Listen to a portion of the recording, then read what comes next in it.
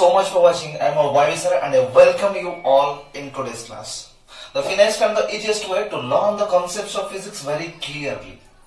Stay tuned with me so that I will be able to clear all the doubts of yours. Okay, so let's go to our today's topic of discussion. So आज के class में हम electric potential के बारे में discuss करने वाले हैं। लास्ट क्लास में जो कि पोटेंशियल का पहला क्लास था, जिस क्लास पे हमने इलेक्ट्रिक पोटेंशियल एनर्जी के बारे में डिस्कस कर रहे थे, सो आज हम इलेक्ट्रिक पोटेंशियल के बारे में डिस्कस करेंगे। सो इलेक्ट्रिक पोटेंशियल एनर्जी क्या होता था? अगर हम एक टेस्ट चार्ज को इंफिनिटी से लाने के लिए एक पर्टिकुलर पॉइंट पे इंफिनिटी से एक टेस्ट चार्ज को लाने के लिए जितना वर्क डन हमको करना पड़ रहा था, उस वर्क डन को हम लोग बोल रहे थे कि पोटेंशियल एनर्जी वो होता है। Okay, actually the work done in bringing the given test charge from infinity to that point, the work done in bringing the given test charge from infinity to that point against the field by the external agent, जो कि field के अंदर अब उस charge को लाना पड़ेगा। Okay, electric potential energy at any point inside the field is defined as the work done in bringing the given test charge from infinity to that point against the field by the external agent. So वहां पे हम लोग बोल रहे थे कि given test charge को लाने के लिए जितना वर्क डन करना पड़ रहा है। अभी हम बोलेंगे एक यूनिट टेस्ट चार्ज को लाने के लिए जितना वर्क डन करना पड़ेगा एक पर्टिकुलर पॉइंट पे, उस पॉइंट पे हम बोलेंगे कि पोटेंशियल भाई उतना है। सो हम सिंपली मैथमेटिकली ये बोल सकते हैं कि पोटेंशियल जो है कि उसका सिंबल V है, जो कि work done in bringing unit test charge को लाने के लिए जितना वर्क डन हमको करना पड़ रहा है, उस वर्क डन को हम बोलेंगे electric potential.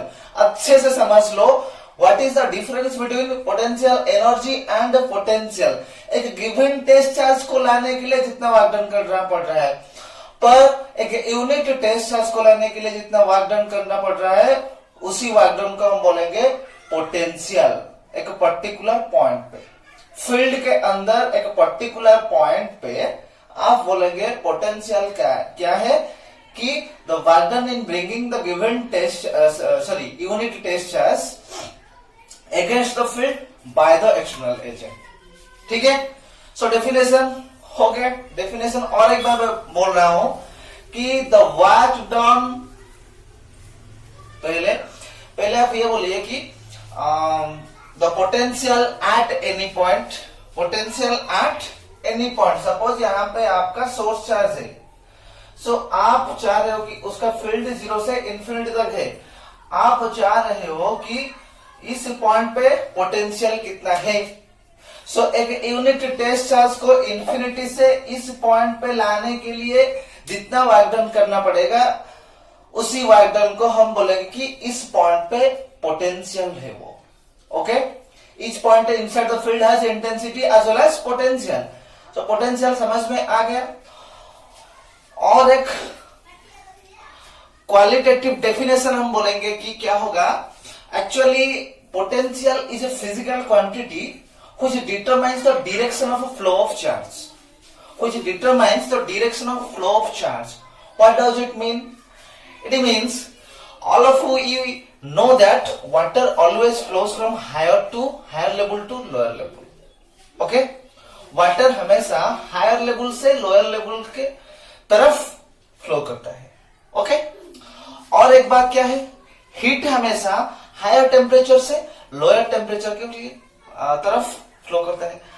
From higher temperature to lower temperature always heat flows from always higher temperature to lower temperature.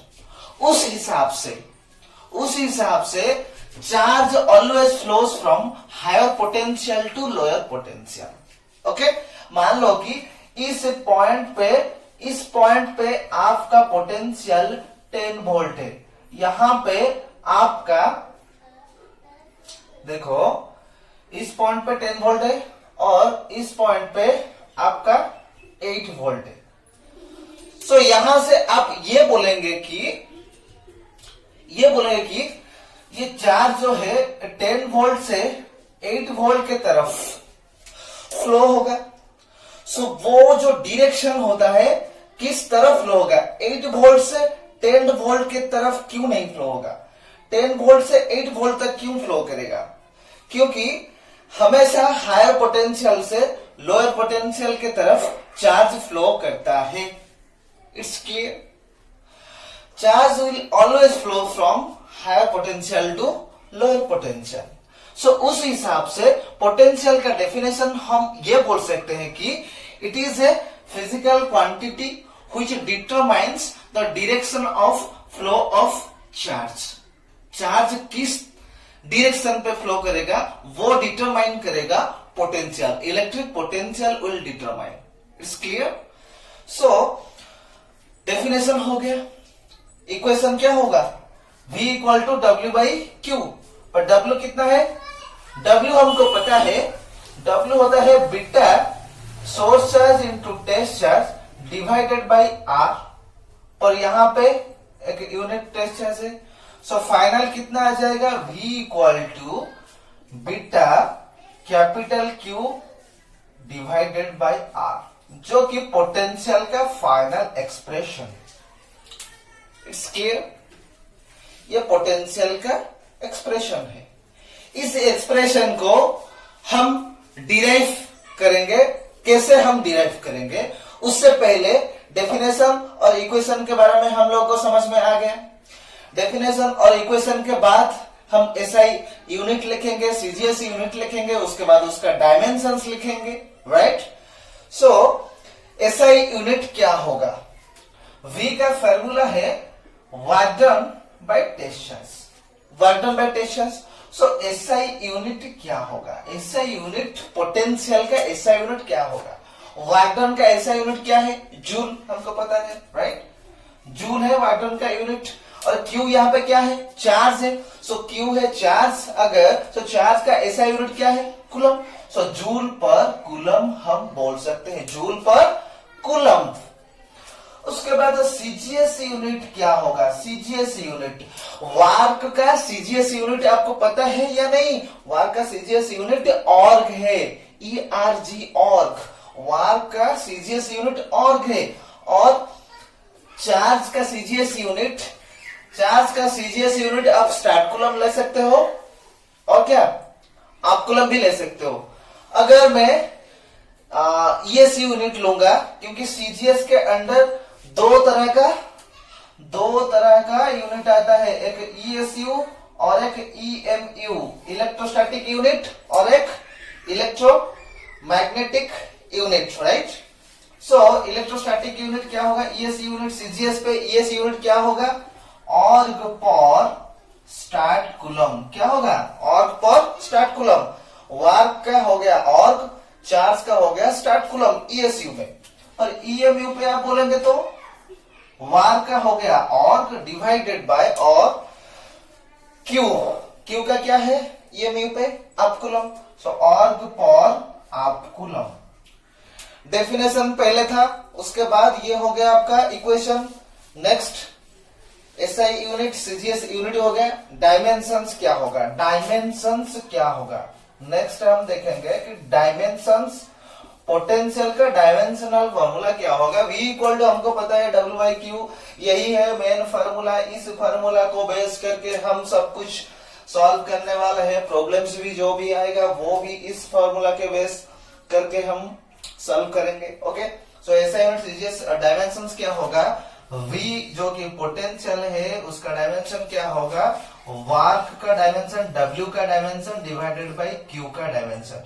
हमको पता है W का dimension potential energy, potential energy का डायमेंशन क्या था, M1L2T minus 2।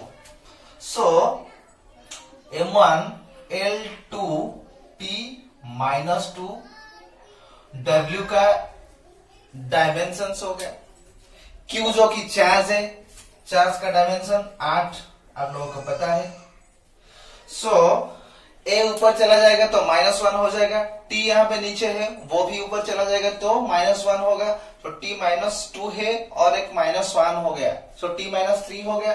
So finally potential का डायमेंशंस क्या होगा, m1 L2 t -3 a -1। Clear, potential का डायमेंशंस हो गया। उसके बाद हम डेफिनेशन बोलेंगे, किसका, एक वोल्ट का डेफिनेशन क्या होगा। यहां पे जो लिखा है जूल पर कूलम, हम उसको बोल सकते हैं वोल्ट। क्या बोलेंगे, वोल्ट, वी वोल्ट, और यहां पे स्टार्ट वोल्ट, और यहां पे आप volt. Okay clear, volt, stat volt, ab volt, joule per coulomb is volt, और per stat coulomb is stat volt, और पर आप कूलम इज आप वोल्ट। It's clear. अभी हम ये तीनों यूनिट के अंदर रिलेशन क्या होता है वो रिलेशन को हम डिराइव करेंगे। उससे पहले वोल्ट का डेफिनेशन क्या होगा, यहां से आप अच्छे से देख सकते हो। 1 वोल्ट कब हम बोलेंगे, जब 1 जूल ऑफ वर्क हमको करना पड़ेगा, किस लिए, एक 1 कूलम ऑफ चार्ज को लाने के लिए। अगर 1 जूल ऑफ वर्क डन हमको करना पड़ रहा है, तब जाके हम बोलेंगे कि भाई पोटेंशियल तो 1 वोल्ट है। कैसे, so definition of potential, definition of potential, potential का डेफिनेशन क्या होगा, 1 वोल्ट का डेफिनेशन क्या होगा, 1 volt equal to 1 joule by 1 coulomb. So उस हिसाब से 1 वोल्ट कब पोटेंशियल हम कब बोलेंगे कि 1 वोल्ट है, the potential is said to be 1 volt if 1 joule of work is done in bringing 1 coulomb of charge from infinity to a particular point against the field by the external agent. और एक बार मैं बोल रहा हूं, potential at any point is said to be 1 volt, potential at any point is said to be 1 volt if 1 joule of work is done in bringing 1 coulomb of charge from infinity to that point against the field by the external agent. Clear हुआ। उसके बाद हम क्या बोलेंगे कि 1 start volt क्या होता है, राइट।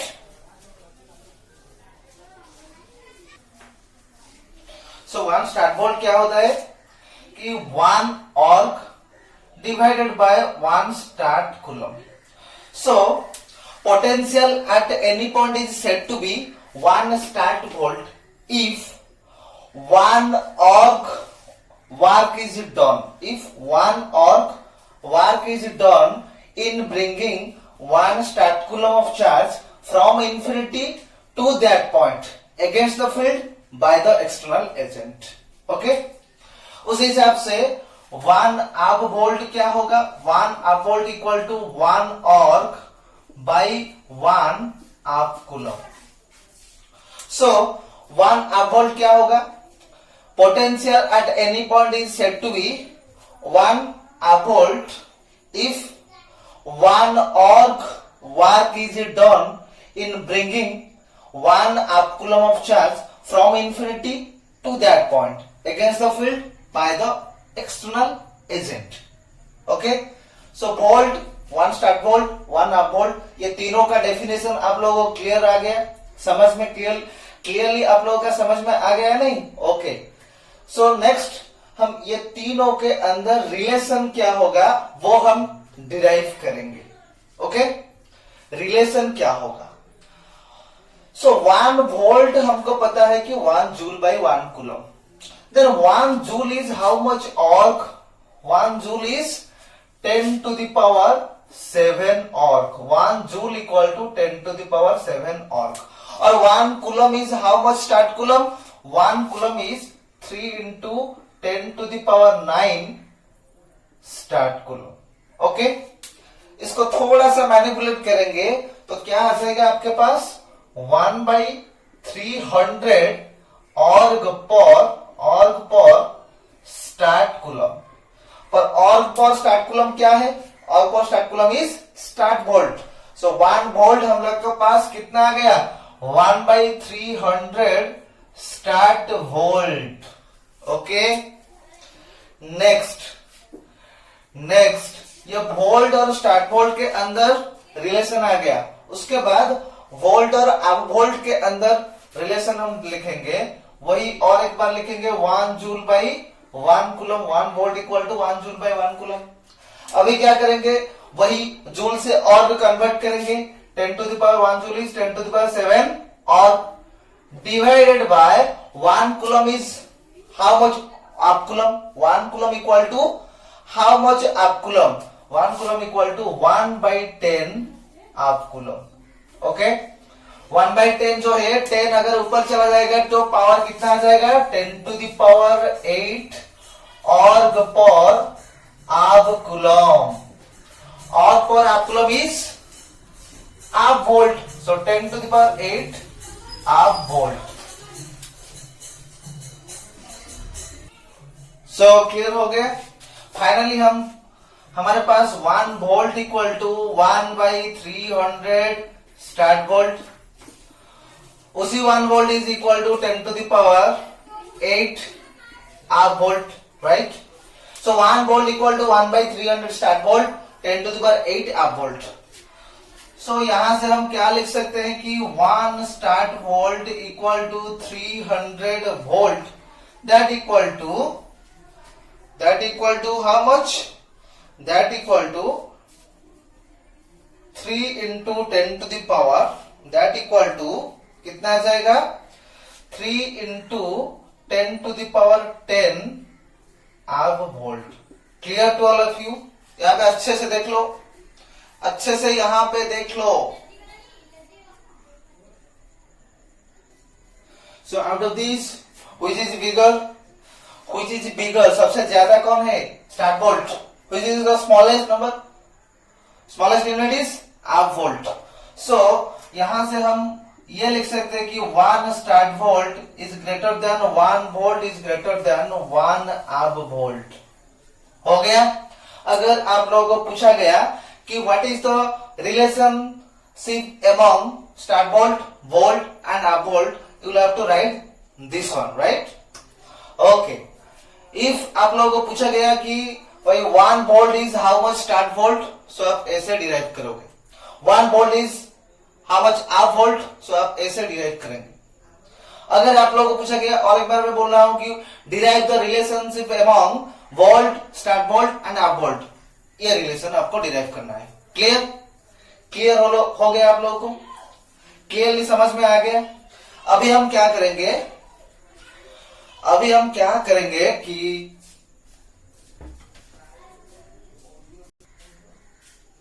अभी हम डिराइव करेंगे potential due to isolated points as.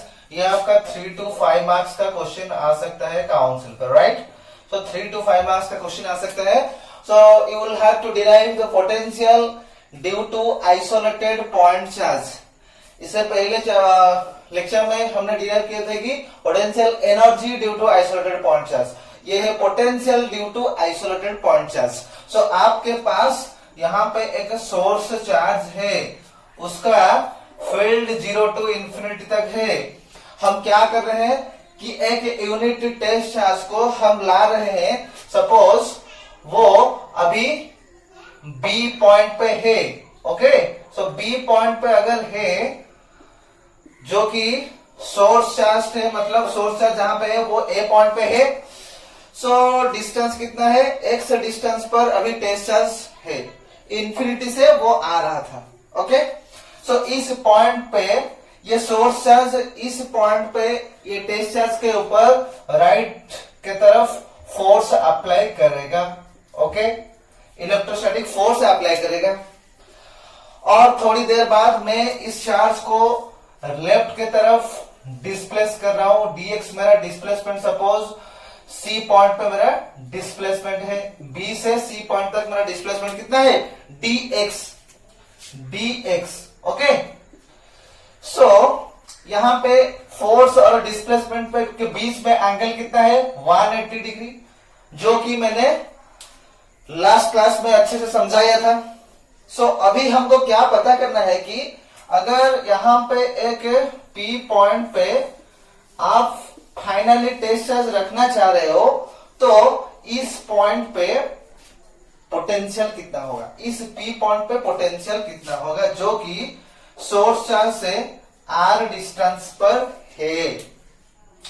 कैसे हम डिराइव करेंगे, पहले हम इंफिनिटी से ला रहे थे, एट एनी इंस्टेंट हमने देखा कि वो बी पॉइंट पे है, उस पॉइंट पे फोर्स कितना है, एफ। थोड़ी देर बाद हम सी के तरफ उसको डिस्प्लेस किए, सो डिस्प्लेसमेंट हो गया dx। सो बी से सी तक लाने के लिए उसको कितना वर्क डन करना पड़ेगा, उसको एफ डॉट डी डब्ल्यू, जो कि स्मॉल वर्क डन है, to move or to displace the test charge from B to C. So D W हो गया small work done, that equal to F dot dx। Okay, so F dot dx कितना है, उसके बीच का angle 180 degree है। हम यहां से ये लिख सकते हैं कि F dx cos 180 degree, cos 180 इज -1, सो minus F dx। It's clear to all of you. Okay, ये हो गया आपका स्मॉल वर्क डन बी से सी तक, पर हमको तो लाना है इंफिनिटी से पी पॉइंट तक। सो हम टोटल वर्क डन अगर निकालेंगे तो क्या होगा, टोटल वर्क डन जो कि डी डब्ल्यू का इंटीग्रेशन होगा, कहां से कहां तक, 0 से डब्ल्यू तक, total work done from infinity to P point, that equal to minus आपके पास है एफ डॉट डी एक्स का इंटीग्रेशन, कहां से कहां तक ला रहे हैं, इंफिनिटी से आर डिस्टेंस, पी पॉइंट पे डिस्टेंस कितना है, आर है, सो इंफिनिटी से आर तक मैं ला रहा हूं। ओके, क्लियर हो गया। पर एफ का वैल्यू कितना है, एफ का वैल्यू कितना है, माइनस एफ का वैल्यू है कितना, beta Q, beta source charge और test charge divided by separation का स्क्वायर। पर हम इस पॉइंट पे फोर्स निकाल रहे थे, सो फोर्स इस पॉइंट पे कितना आ जाएगा, फोर्स आ जाएगा beta Q into Q divided by X square. So इस हिसाब से क्या हो जाएगा, बीटा क्यू, क्यू ये आपका कांस्टेंट है, और उसके बाद D X by X square integration from infinity to R. It's clear, beta Q Q by X square जो कि फोर्स है, डीएक्स को डीएक्स बढ़ गया, और लिमिट है इंफिनिटी से आर तक, that equal to minus beta Q Q, इसका integration DX by X square का इंटीग्रेशन कितना होगा, -1 बाई एक्स, कहां से कहां तक, इंफिनिटी से आर तक। उसके बाद माइनस माइनस प्लस हो गया, so beta Q into q, so 1 by x का लिमिट इंफिनिटी से आर तक। उसके बाद हम upper limit minus lower limit, x के जगह आर पुट करेंगे, माइनस एक्स के जगह इंफिनिटी पुट करेंगे, सो कितना आ जाएगा, beta Q into q 1 by r minus 1 by infinity, 1 by infinity is 0। So आपके पास फाइनली कितना बच गया, W is equal to beta Q into Q divided by आपके पास आर हो गया, जो कि पोटेंशियल एनर्जी हो गया। पर हमको क्या निकालना है, पोटेंशियल निकालना है। सो पोटेंशियल क्या होगा, हमको पता है V equal to W by Q. So उस हिसाब से W कितना है, beta Q Q by R. So W की जगह हम क्या लिखेंगे, beta Q Q by R divided by Q. So finally आपके पास V इक्वल टू कितना निकल के आ गया, बीटा क्यू इंटू क्यू, नहीं क्यू तो चला गया, नहीं, beta Q Q by r, जो कि फाइनल एक्सप्रेशन है। ओके, अच्छे से और एक बार ओवरलुक कर लो। इससे पहले क्लास में हमने यहां तक डिराइव किए थे, पर उस तरह के लिए उस तरह का डेरिवेशन ये होगा। सिंपली डिफरेंस ये यहां से थोड़ा क्या अलग होगा, यहां तक हमने डिराइव किए थे। So V equal to W by q, उस हिसाब से आ गया V equal to beta q by r. Clear. अगर हम एनी मीडियम पे निकालना चाहते हैं और एयर मीडियम पे निकालना चाहते हैं, सो उन दोनों के बीच के रिलेशन क्या होगा? एनी मीडियम पे पोटेंशियल क्या है? एनी मीडियम पे पोटेंशियल क्या होगा? अगर आप लोगों को पता है कि एयर मीडियम पे पोटेंशियल कितना है, रिलेशन हम देखेंगे। रिलेशन क्या होगा? हमको पता है वी एनी इक्वल टू क्या होगा? Beta any Q by R. पर beta any is how much? Beta any is beta naught by K Q by R. So beta naught Q by R is V naught. So finally कितना आ जाएगा? We any medium पे आपका आ जाएगा we not divided by के। ये जो मैंने कवर किया हूं वो है V naught. So V naught by K. It's clear?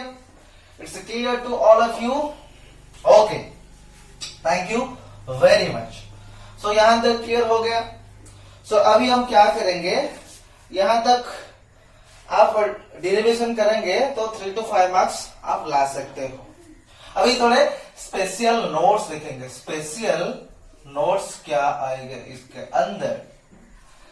So potential जो है वो एक स्केलर या वेक्टर क्वांटिटी है, वो एक स्केलर क्वांटिटी है। क्यों वो स्केलर क्वांटिटी है?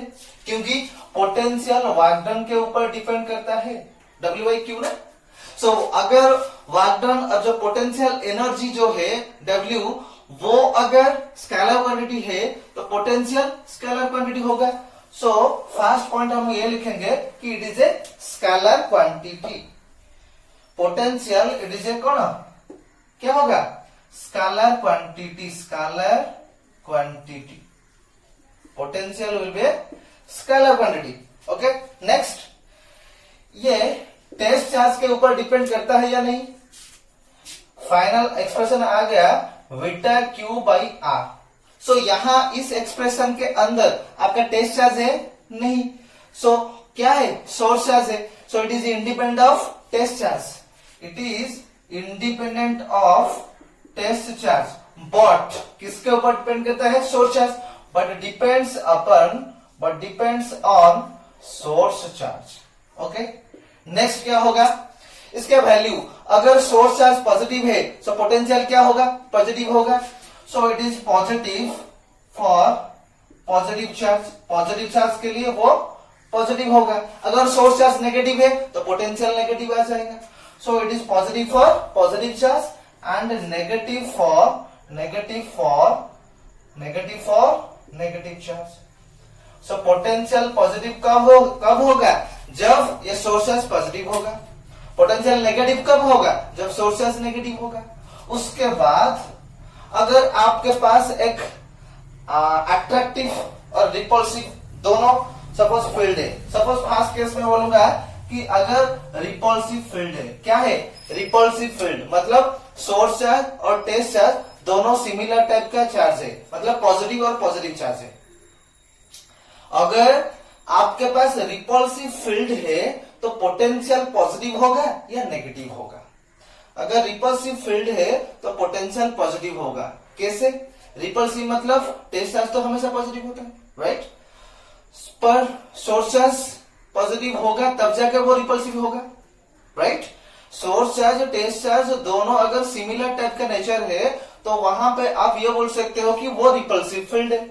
तो रिपल्सिव फील्ड के लिए सोर्स चार्ज पॉजिटिव होना मांगता है, तो सोर्स चार्ज पॉजिटिव होता है तो पोटेंशियल क्या होगा? पॉजिटिव होगा। सो रिपल्सिव फील्ड के लिए पोटेंशियल क्या होगा? रिपल्सिव फील्ड के लिए आपका V पॉजिटिव होगा, राइट? सो रिपल्सिव फील्ड के लिए V पॉजिटिव होता है, मतलब पोटेंशियल पॉजिटिव होगा। उस हिसाब से अट्रैक्टिव फील्ड के लिए सोर्स चार्ज नेगेटिव हो जाएगा, उस हिसाब से पोटेंशियल भी नेगेटिव हो जाएगा। For attractive field potential is negative. Okay, next point हम ये बोलेंगे कि charge always flows from higher potential to lower potential. So इस पॉइंट वो लिखेंगे, फिफ्थ पॉइंट पे क्या लिखेंगे कि potential actually determines, V potential determines the direction of flow of charge किस डायरेक्शन पे फ्लो करेगा वो पोटेंशियल डिटरमाइन करेगा। And it always flows from higher potential to lower potential. Higher potential से लोअर पोटेंशियल की तरफ हमेशा चार्ज फ्लो करता है, जैसे कि वाटर हमारा हायर लेवल से लोअर लेवल तक फ्लो करता है। 6 पॉइंट पे ये क्या लिखेंगे कि पोटेंशियल आपका डाइलेक्ट्रिक कांस्टेंट के ऊपर डिपेंड करता है। So potential is inversely, V is inversely proportional to dielectric constant. यहां से आप लिख सकते हो पोटेंशियल डाइलेक्ट्रिक कांस्टेंट के ऊपर इनवर्सली डिपेंड करता है। मतलब डाइलेक्ट्रिक कांस्टेंट अगर डिक्रीज होगा तो पोटेंशियल इंक्रीज होगा, अगर डाइलेक्ट्रिक कांस्टेंट इंक्रीज होगा तो पोटेंशियल डिक्रीज होगा। सो यहां से क्या लिखेंगे कि potential V is inversely proportional to what? Proportional to dielectric constant. V मतलब पोटेंशियल वो डाइलेक्ट्रिक कांस्टेंट के साथ इनवर्सली प्रोपोर्शनल होता है। It's clear? ये स्पेशल नोट्स यहां तक क्लियर हो गया। सो पोटेंशियल क्या होगा, potential due to isolated point charge, उसका एक्सप्रेशन क्या होगा, ये आप लोगों को अच्छे से समझ में आ गया। नेक्स्ट क्लास पे हम पोटेंशियल डिफरेंस के बारे में बोलेंगे और what is one electron volt वो क्या होता है वो बोलेंगे, और कुछ न्यूमेरिकल्स भी सॉल्व करने वाले हैं। सो आज के लिए बस उतना ही। Thank you very much. Okay.